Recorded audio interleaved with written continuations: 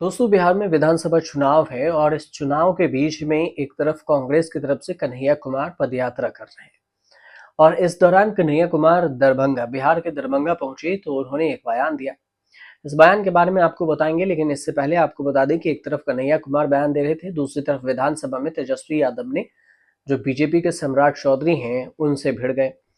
और वहीं इस बीच में कांग्रेस के ही नेता हैं मदन मोहन झा। उन्होंने जो डिमांड रखी आरजेडी के सामने, उस डिमांड से तो ऐसा पता चलता है कि कांग्रेस के बीच में नाराजगी भी है। अब इस नाराजगी का जो एक पुख्ता सबूत ये भी मिलता है कि लालू प्रसाद यादव की जो इफ्तार पार्टी है उसमें कांग्रेस के कोई भी नेता नजर ही नहीं आए।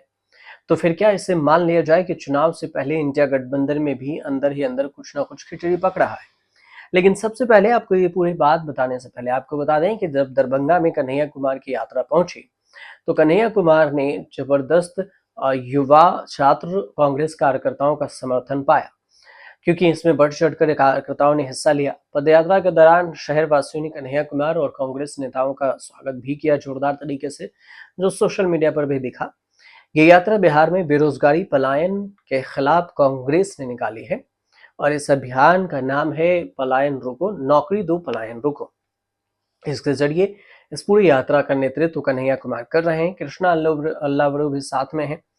राजेश कुमार जो प्रदेश अध्यक्ष हैं, बिहार के नए बने हैं, वो भी हैं। इस दौरान उन्होंने जो पदयात्रा के दौरान जो कन्हैया कुमार ने बयान दिया, कन्हैया कुमार ने प्रतीकात्मक रूप से झुनझुना बजाकर सरकार का विरोध किया। झुनझुना बजाया और उन्होंने कहा कि नेताओं के बच्चे विदेशों में अच्छी नौकरियां पा रहे हैं, लेकिन आम लोगों के जो बच्चे हैं उसे बेरोजगारी का सामना करना पड़ रहा है। उन्होंने आगामी चुनाव में जनता से एनडीए को झुनझुना थमाने की अपील भी की कि एनडीए को झुनझुना थमाइए, मतलब कुछ भी मत दीजिए। कांग्रेस नेता कन्हैया कुमार ने केंद्र सरकार पर भी हमलावर हुए और उन्होंने इस दौरान बयान दिया कि अगर थाली बजाने से कोरोना भाग सकता था तो फिर बेरोजगारी भी भाग जाती, लेकिन ऐसा नहीं हुआ, बेरोजगारी नहीं भागी। उन्होंने कहा कि सरकार युवाओं को रोजगार देने के बजाय नफरत की राजनीति करना सिखा रही है और उसी में उलझा रही है। साथ में कहा कि हम तंज कसते हुए कि हम झुनझुना बजाकर सरकार को ये बताना चाहते हैं कि जनता अब उनके झूठे वादों को समझ चुकी है। अब इस यात्रा को देखें तो मजबूत करते हुए एआईसीसी के मीडिया और पब्लिसिटी विभाग के चेयरमैन पवन खेड़ा भी उनके साथ नजर आए। पवन खेड़ा भी दरभंगा पहुंचे और उन्होंने इस यात्रा में शामिल होकर लोगों का समर्थन किया और साथ में कन्हैया कुमार का भी। इस दौरान कहा कि यह सिर्फ एक यात्रा नहीं है, बल्कि बिहार के भविष्य की भी लड़ाई है।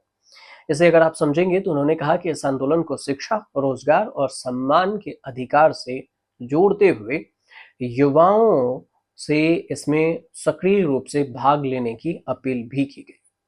कई सारी बातें हैं जिसका जिक्र होना जरूरी है, क्योंकि बिहार में कांग्रेस से कन्हैया कुमार पलायन रोको नौकरी दो पदयात्रा निकाल रहे हैं। वहीं कन्हैया के जो रोजगार मिशन है उसमें उनके कार्यकर्ता भी शामिल हो रहे हैं। लेकिन इस दौरान जो उन्होंने भविष्यवाणी की, उस भविष्यवाणी को अगर समझे तो कन्हैया कुमार ने ये भी कहा कि वोट हम लोग देते हैं और तभी प्रधानमंत्री, गृह मंत्री और मुख्यमंत्री बनते हैं। तो आप रोजगार के नाम पर हमारे हाथ में झुनझुना थमाए हैं, तो हम आपके नाम पर आपके हाथ में झुनझुना थमा देंगे। इसके बाद बच्चों के हाथ में खुद पर खुद झुनझुना ट्रांसफर हो जाएगा। साथ में कहा कि आने वाले समय में एनडीए की सत्ता बिहार से जाने वाली है।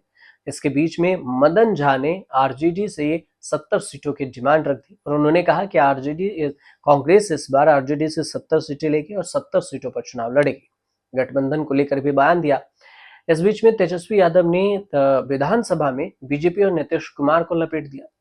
उधर तेजस्वी यादव का ये कहना हुआ विधानसभा में अपने स्पीच के दौरान, तेजस्वी यादव ने ये कहा कि विनियोग विधेयक 2025 का विरोध किया।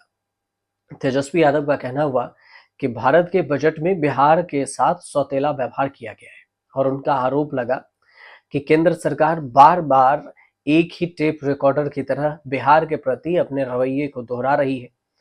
बिहार सबसे गरीब राज्य है और यहाँ बेरोजगारी सबसे अधिक है। अपराध और भ्रष्टाचार में भी कोई मुकाबला नहीं। सरकार के आत्मचिंतन और मंथन से कोई फायदा भी नहीं हो रहा।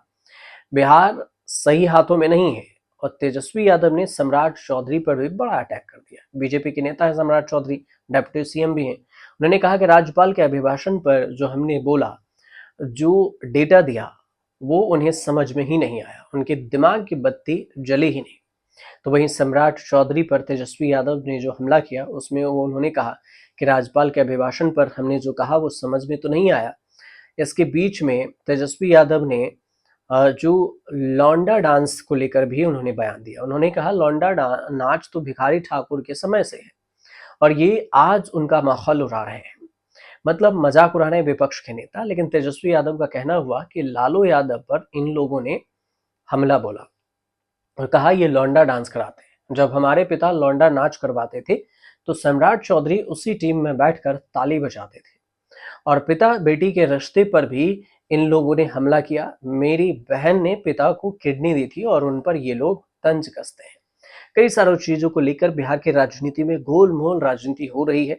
अब पता ये चलेगा कि आने वाले चुनाव में इस सारे राजनीति का क्या कुछ असर देखने को मिलता है, किसके पक्ष में बिहार की जनता जाती है, कौन जीतता है, कौन हारता है। फिलहाल आपको जानकारी सही लगे तो हमारे चैनल से जुड़िए, सब्सक्राइब कीजिए, शेयर कीजिए, कमेंट जरूर कीजिएगा।